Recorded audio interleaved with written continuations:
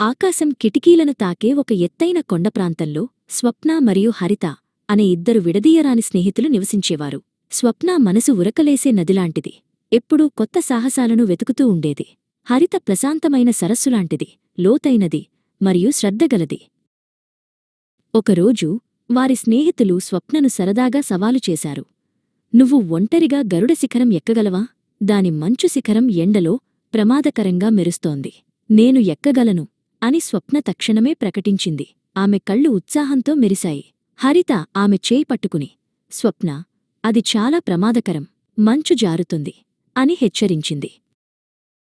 కాని స్వప్న మనసులో నిర్ణయం జరిగిపోయింది. మరుసటి రోజు ఉదయం సూర్యోదయానికి ముందే ఆమె ఒక చిన్న సంచిని సర్దుకుంది. ఆమె బల్లపై ఒక ఉత్తరం ఉంచింది. గరుడ శిఖరాన్ని జయించడానికి వెళ్తున్నాను. సాయంత్రం కలుద్దాం. స్వప్న. హరిత ఆ ఉత్తరం చూసినప్పుడు ఆమె గుండె ఆగిపోయినంత పనైంది. స్వప్న మొండితనం ఆమెకు తెలుసు. నేను ఆమెను ఒంటరిగా వెళ్లనివ్వలేను అని తనలో తాను గొణుక్కుంది. త్వరగా ఆమె ఒక ప్రథమ చికిత్స పెట్టే, వెచ్చని దుప్పటి మరియు వేడిటీ ఉన్న ఫ్లాస్క్ను సర్దుకుని సురక్షితమైన దూరం పాటిస్తూ అదే మార్గంలో బయల్దేరింది. స్వప్న ఎంతో ఉత్సాహంతో కొండ ఎక్కింది. చల్లని గాలి ఆమె బుగ్గలను కొరుకుతోంది. మరియు మంచు ఆమె ఊహించిన దానికంటే లోతుగా ఉంది. కాని సాహసం యొక్క థ్రిల్ ఆమెను ముందుకు నడిపించింది. దాదాపు చేరుకున్నాను అని శిఖరం వైపు చూస్తూ అనుకుంది. చాలా కింద హరిత తన స్నేహితురాలి మార్గాన్ని అనుసరించింది. మంచుతో కప్పబడిన ఒక పెద్ద బండరాయి వెనుక దాక్కుని విశాలమైన తెల్లని పర్వతంపై స్వప్న యొక్క చిన్న ఆకారాన్ని చూసింది. స్వప్న వేసిన ప్రతి అడుగుకు హరిత గుండె ఆందోళనతో వేగంగా కొట్టుకుంది.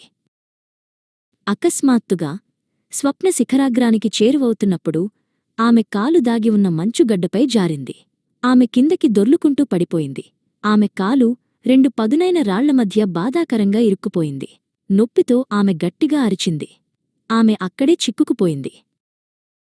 హరిత ఆ అరుపు నిశ్శబ్ద పర్వతాలలో ప్రతిధ్వనించడం విన్నది. దాక్కోవాలనే అవసరాన్ని మరచిపోయి ఆమె వాలుపైకి పరుగెత్తింది. స్వప్న, స్వప్న అని పిలిచింది. ఆమె స్నేహితురాలు పాలిపోయి, వణుకుతూ, కళ్లలో నొప్పి, కన్నీళ్లతో కనిపించింది. భయపడకు, నేను ఇక్కడ ఉన్నాను అని హరిత ప్రశాంతంగా, స్థిరమైన స్వరంతో చెప్పింది. ఆమె స్వప్న కాలును రాళ్ల నుండి జాగ్రత్తగా విడిపించింది. ఆమె తన సంచి నుండి ప్రథమ చికిత్స పెట్టెను తీసి, వాచిన చీలమండకు నైపుణ్యంగా కట్టుకట్టి, వణుకుతున్న తన స్నేహితురాలి చుట్టూ వెచ్చని దుప్పటిని కప్పింది. హరిత మద్దతుతో స్వప్న నెమ్మదిగా కొండదిగడం ప్రారంభించింది. నన్ను క్షమించు, హరితా అని స్వప్న పశ్చాత్తాపంతో నిండిన స్వరంతో గుసగుసలాడింది.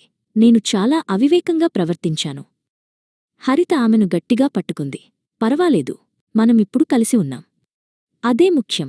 నువ్వు పడిపోయినప్పుడు నీతో ఉండేదే నిజమైన స్నేహితురాలు. స్వప్న వారి స్నేహం యొక్క నిజమైన లోతును అర్థం చేసుకుని నవ్వింది.